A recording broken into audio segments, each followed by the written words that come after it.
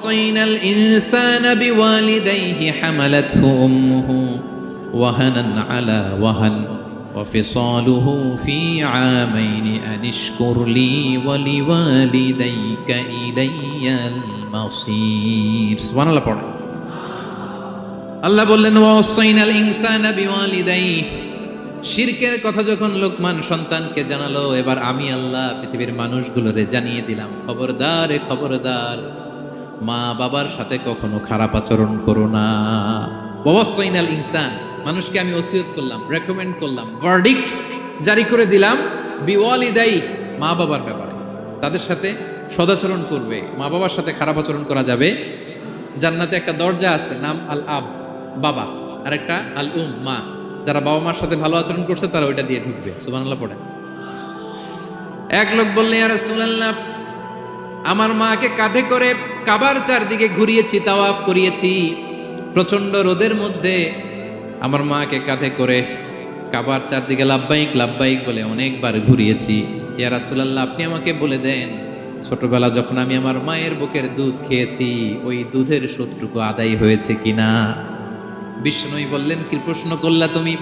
লাউ কাতাতা জিলদাক, তুমি যদি তোমার গায়ের চামড়া কেটে জুতা বানিয়ে দাও, চামড়াটা কেটে শুকিয়ে যদি জুতা বানিয়ে তোমার মায়ের পায়ের নিচে দিয়ে দাও, ছোটবেলায় মায়ের বুকের যে দুধ খেয়েছো, একটা দুধের এক ঢোক দুধ খাওয়ার শোধ আদায় হবে না। এক ঢোক যে দুধ খাইছো ওইটারই শোধ আদায় হবে। খবরদার খবরদার, বাবা মার ব্যাপারে সাবধান। বিশেষ করে মায়ের সাথে দুজনের কথাই আল্লাহ প্রথমে বললেন, এরপরে বললেন বিশেষ করে মায়ের সাথে, কারণ হামালাতহু উম্মুহু, বাবা তোমারে পেটে ধরে নাই, পেটে ধরেছে কে? ওয়াহানান আলা ওয়াহান, 10 মাস 10 দিন বোঝার পরের বোঝা, যন্ত্রণার পরে যন্ত্রণা বাবা সহ্য করে নাই, করেছে কে? এত বড় একটা পেট হয়ে গেছে, জানেন তো? হ্যাঁ, আল্লাহ। এই পেটটা নিয়ে বারবার কিচেনে যাওয়া লাগছে, এটা নিয়ে টয়লেট করে, এটা নিয়ে গোসল করে, ঘুমাতে পারে না, শুইলে উঠতে পারে না, উঠলে বসতে পারে না।